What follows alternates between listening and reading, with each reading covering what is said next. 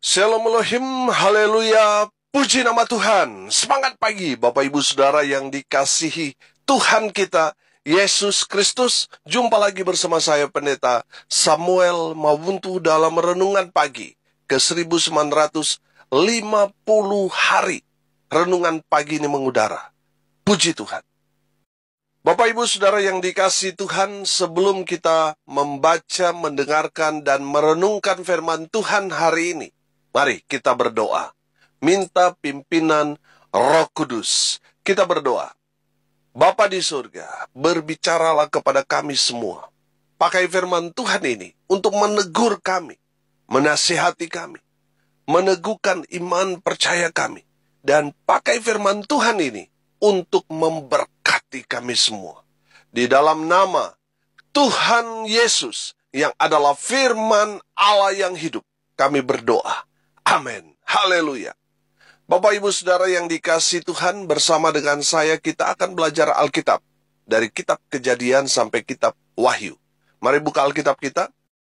Dalam kitab 2 Tawarik pasal 7, ayat 17 sampai ayat 22.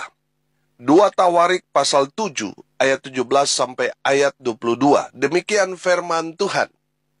Mengenai engkau, jika engkau hidup di hadapanku sama seperti Daud ayahmu, dan berbuat sesuai dengan segala yang kuperintahkan kepadamu, dan jika engkau tetap mengikuti segala ketetapan dan peraturanku, maka aku akan meneguhkan tahta kerajaanmu sesuai dengan perjanjian yang telah kuikat dengan Daud ayahmu, dengan berkata, takkan terputus keturunanmu yang memerintah atas Israel. Tetapi jika kamu ini berbalik dan meninggalkan segala ketetapan dan perintahku yang telah kuberikan kepadamu, dan pergi beribadah kepada Allah lain dan sujud menyembah kepadanya, maka aku akan mencabut kamu dari tanahku yang telah kuberikan kepadamu, dan rumah ini yang telah kukuduskan bagi namaku akan kubuang dari hadapanku, dan akan kujadikan kiasan dan sindiran di antara segala bangsa.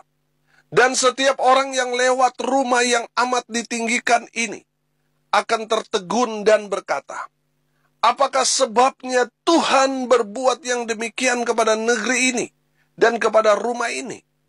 Maka orang akan berkata, sebab mereka meninggalkan Tuhan Allah nenek moyang mereka, yang membawa mereka keluar dari tanah Mesir, dan sebab mereka berpegang pada Allah lain, dan sujud menyembah kepadanya, dan beribadah kepadanya. Itulah sebabnya Ia mendatangkan segala malapetaka ini ke atas mereka. Amin firman Tuhan. Haleluya. Bapak Ibu Saudara yang dikasihi Tuhan, firman Tuhan ini masih satu konteks dengan kebenaran firman Tuhan yang kemarin, di mana Tuhan menampakkan diri kepada Salomo di saat Salomo telah selesai menyelesaikan pembangunan bait Allah dan juga sudah selesai membangun kerajaannya. Bapak Ibu Saudara yang dikasihi Tuhan, menarik dari kebenaran firman Tuhan ini di ayat 17 di sana. Coba saudara perhatikan. Mengenai engkau, jika engkau hidup di hadapanku sama seperti Daud ayahmu. Bapak Ibu Saudara yang dikasihi Tuhan, saya melihat di sini bahwa kehidupan Daud menjadi ukuran Tuhan, menjadi standar Tuhan bagi keturunannya. Saudara, saya percaya yang dimaksudkan firman Tuhan ini bukan hanya Salomo, tetapi bangsa Israel dalam konteks saat ini juga berbicara kepada gereja-gereja Tuhan. Ya, berbicara kepada saudara dan saya. Amin.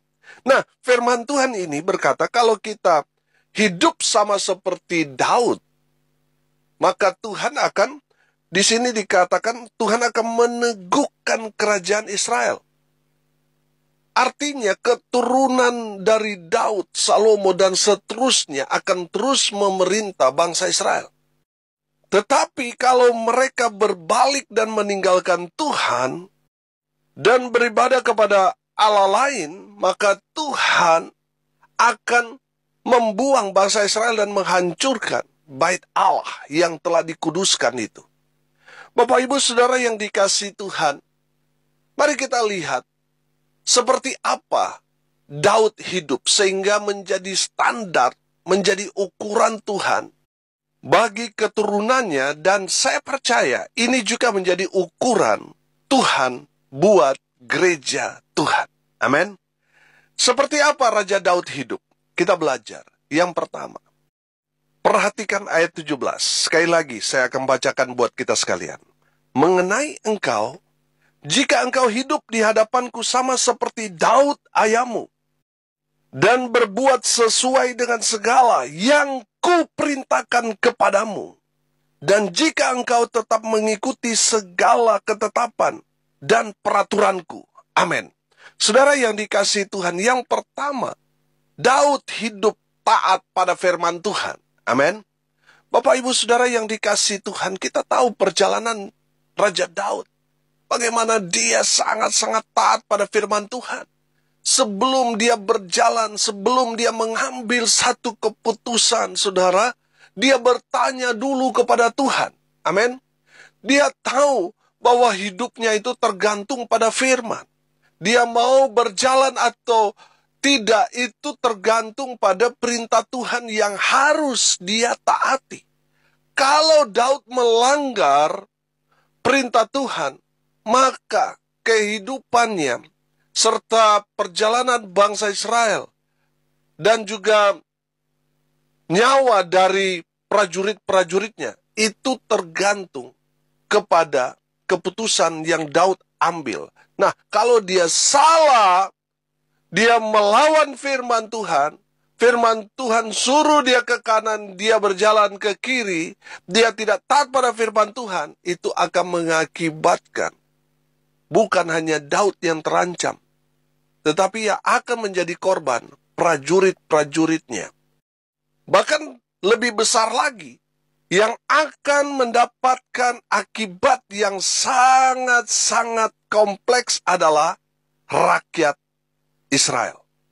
Mereka akan merasakan dampak buruk karena Raja Daud yang tidak taat pada firman.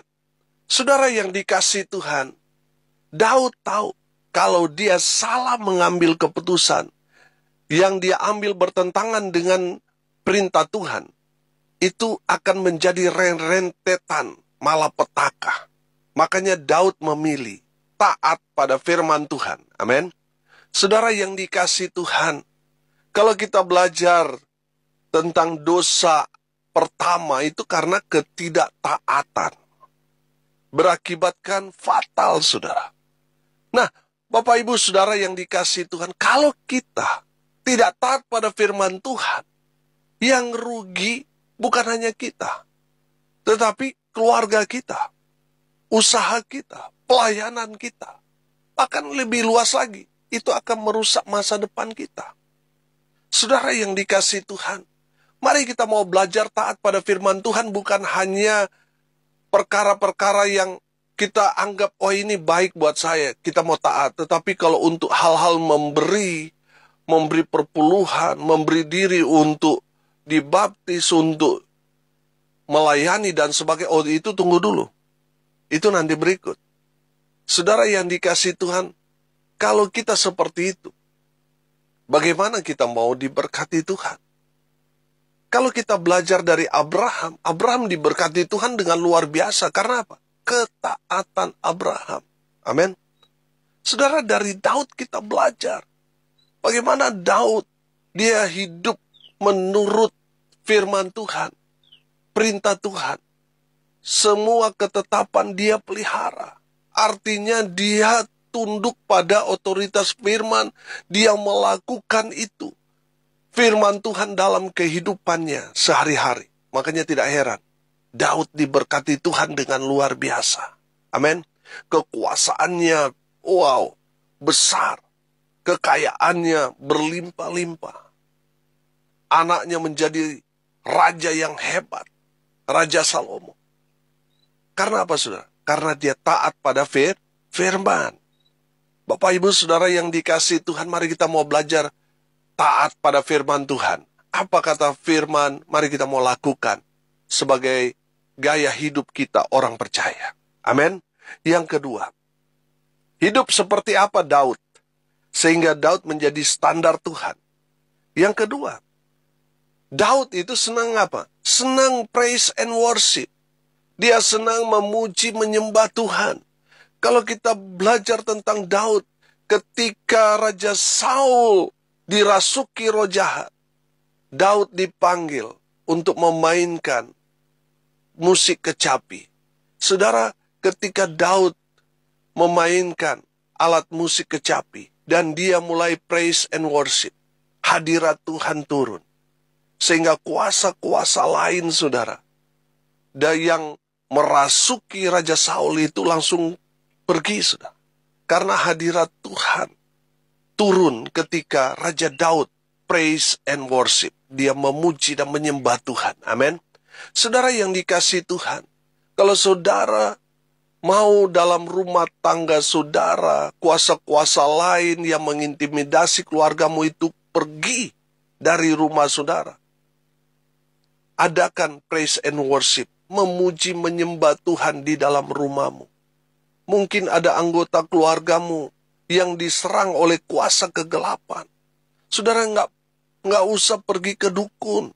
Karena kalau saudara sudah pergi ke dukun, saudara akan menemukan bahwa perjalanan saudara bukannya semakin baik, justru akan semakin buruk.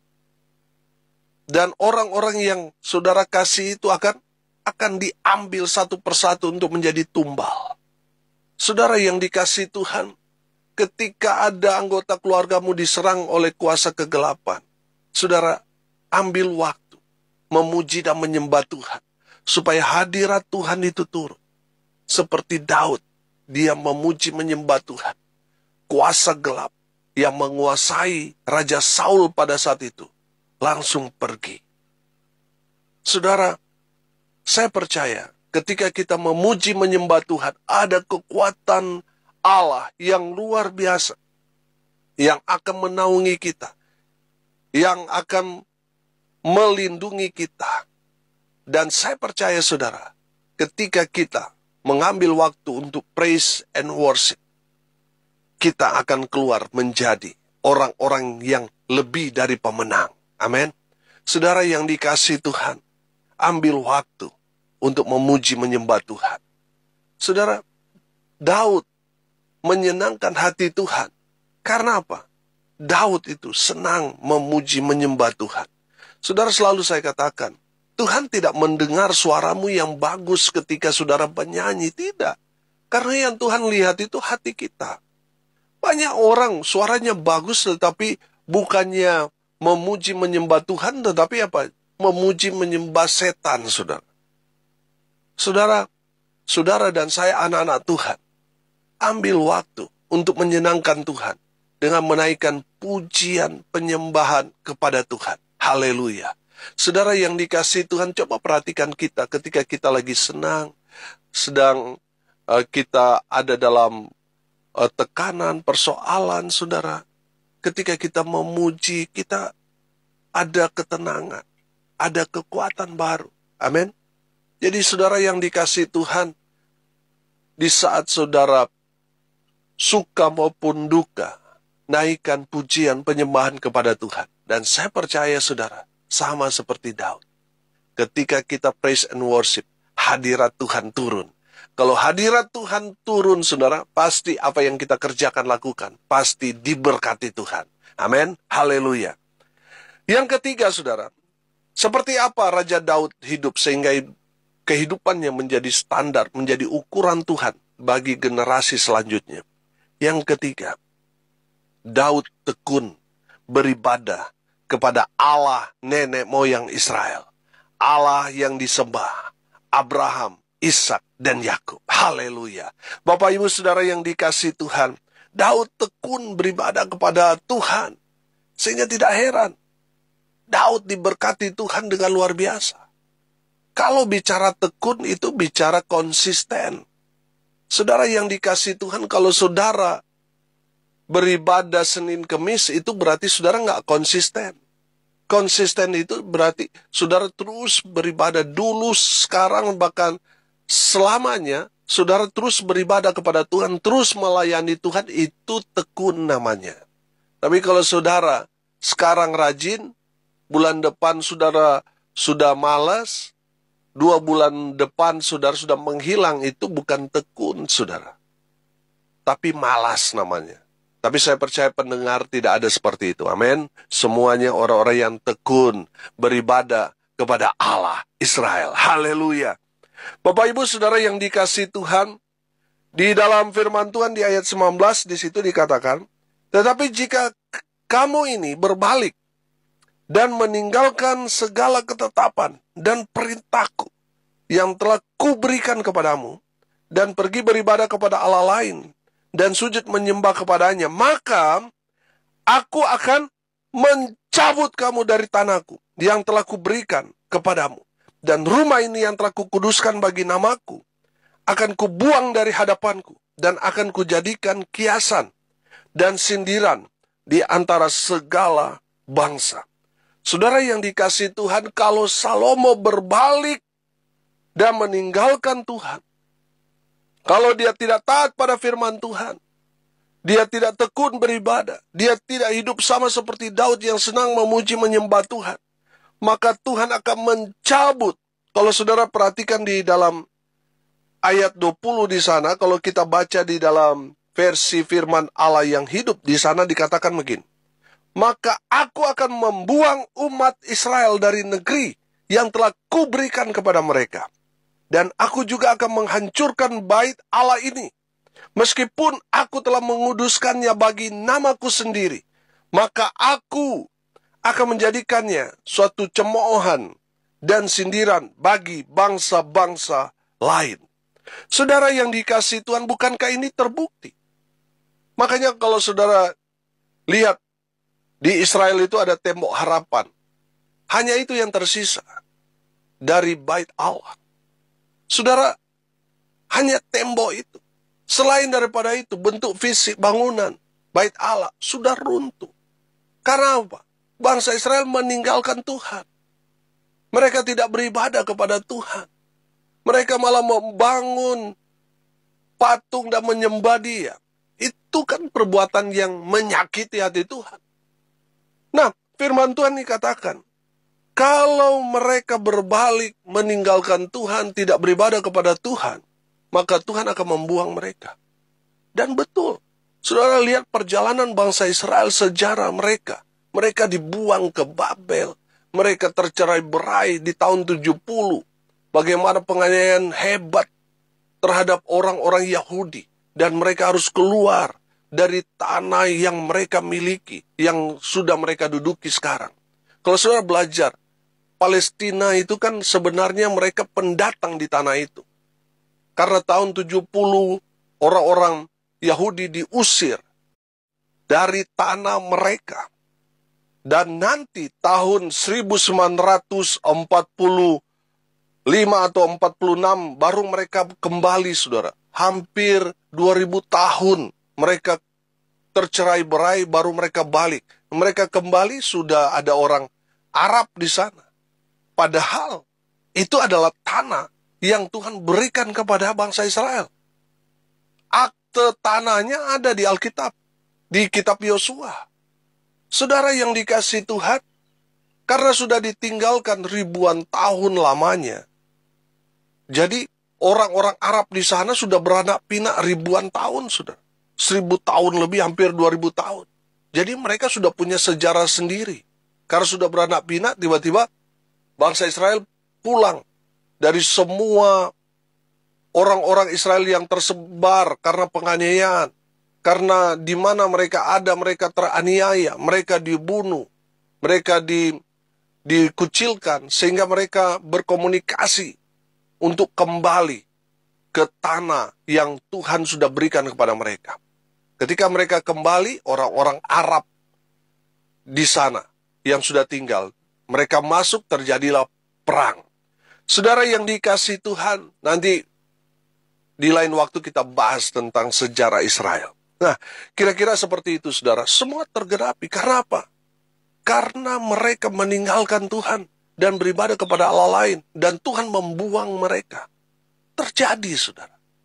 Jadi, saudara yang dikasihi Tuhan, mari kita belajar untuk hidup seperti Daud, supaya kita menikmati janji-janji berkat Tuhan. Amin. Mari belajar taat. Mari kita senang memuji menyembah Tuhan. Mari kita mau tekun beribadah kepada Allah Abraham, Ishak, dan Yakub di dalam Kristus Yesus Tuhan kita. Sehingga Tuhan meneguhkan kehidupan kita. Kita menikmati berkat Tuhan, anak cucu cicit kita. Menikmati berkat-berkat yang Tuhan sudah janjikan kepada kita orang-orang percaya. Saudara yang dikasihi Tuhan, kalau saudara ditegur oleh firman Tuhan ini, oleh hamba Tuhan, karena saudara tidak beribadah kepada Tuhan, saudara, itu menandakan hamba Tuhan itu mengasihi saudara. Saudara lihat perjalanan bangsa Israel. Ketika mereka tidak beribadah kepada Tuhan, malah petaka datang menghantam mereka.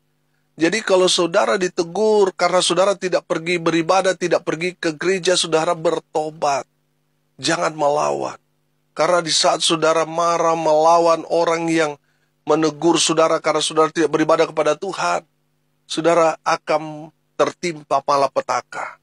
Saudara baca nanti di ayat 22, di mana Tuhan mendatangkan malapetaka kepada Israel karena apa? Mereka berbalik dari hadapan Tuhan.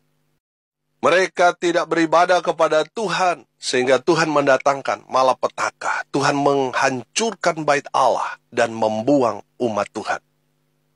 Bapak, Ibu, Saudara, mari kita mau hidup sama seperti Daud.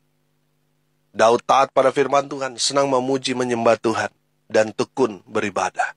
Sehingga janji-janji Tuhan berlaku buat saudara dan saya. Amin. Mari kita berdoa. Terima kasih Bapa di surga, atas kebenaran firman yang sangat memberkati kami. Berkati semua pendengar, dimanapun mereka berada. Tuhan memberkati hidup mereka, rumah tangga mereka diberkati. Usaha pekerjaan pelayanan mereka dibuat beruntung dan berhasil. Dalam nama Tuhan Yesus, mereka yang sakit Tuhan sembuhkan. Mereka yang lemah Tuhan kuatkan. Tuhan hibur mereka yang berduka cita. Dan mereka yang hari ini berulang tahun, Tuhan Yesus memberkati mereka. Hamba berdoa, biarlah berkat dari surga turun memenuhi semua pendengar. Bapak, Ibu, Saudara yang dikasihi Tuhan, arahkanlah hatimu dan terimalah berkat dari Tuhan Yesus. Tuhan memberkati engkau dan melindungi engkau. Tuhan menyinari engkau dengan wajah-Nya dan memberi engkau kasih karunia. Tuhan menghadapkan wajah-Nya kepadamu dan memberi engkau damai sejahtera. Di dalam nama Tuhan Yesus, sumber segala berkat. Bapak, Ibu, Saudara yang percaya, diberkati Tuhan, katakan, amin. Puji Tuhan. Bapak, Ibu, Saudara yang dikasihi Tuhan, kalau saudara merasa diberkati melalui renungan pagi ini, bagikan juga kepada saudara-saudara yang lain supaya mereka juga diberkati. Karena untuk itulah kita dipanggil untuk jadi berkat. Salam kasih dari Bali. Saya Pendeta Samuel Mawuntu. Sampai jumpa besok pagi. Tuhan Yesus memberkati kita semua. Haleluya.